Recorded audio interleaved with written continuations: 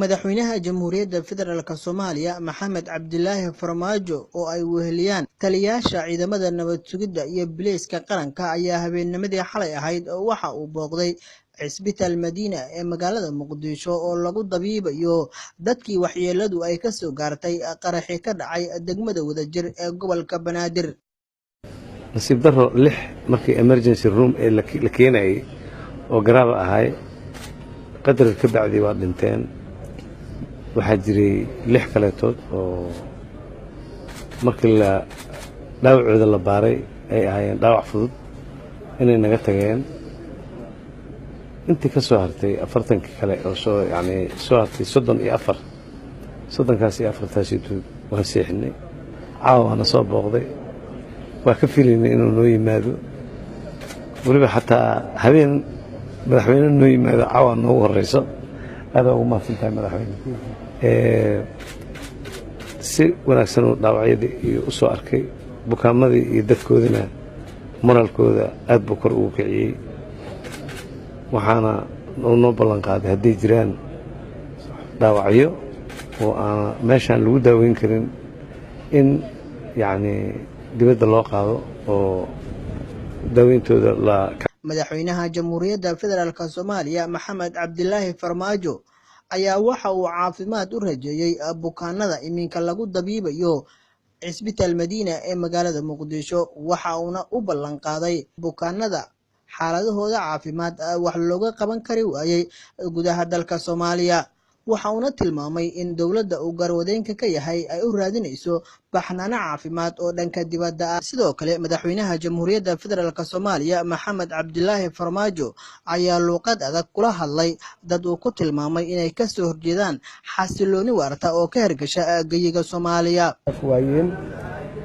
taasi waxa weeye cambaareen kaliya ma aha, waxaan oran karaa waxa weeye waa weerar qaawan oo waxashnimo ah oo loo geystay shacabka Soomaaliyeed oo aan kala socnayn oo caruur iyo duqey iyo dumar iyo ragba leh waxay galabsadeenna aysan jirin.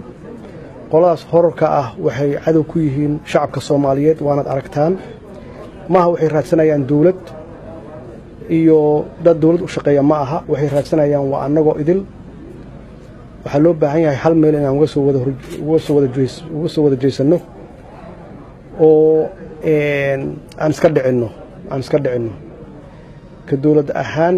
annagu waxaan leenahay door, shacabkana waxaan ka rabnaa iyagana door kale inay hawshan ka galaan.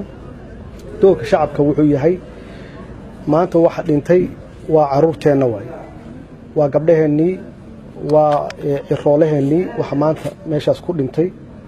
waxa ku dhaawacan oo hadda xanuun la jiifana waa caruurteennii iyaguna iyo gabdhaheennii.